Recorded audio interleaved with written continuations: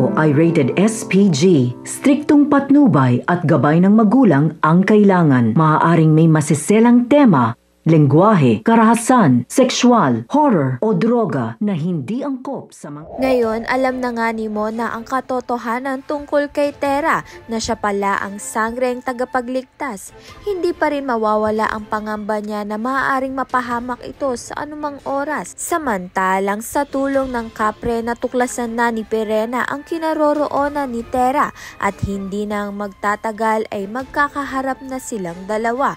Samantalang hindi pa rin nga makapaniwala ang lolo ni Tera sa ibinilita nga nito ni Mona na ang apo niya ang sangreng hinahanap ng lahat, maging ang mga kaaway.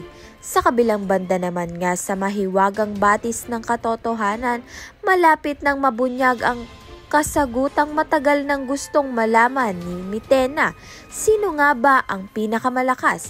Ngunit dahil sa kasunduan na buo sa pagitan ni Imaw at ng batis ng katotohanan, sa unang pagkakataon ay magsisinungaling ang batis.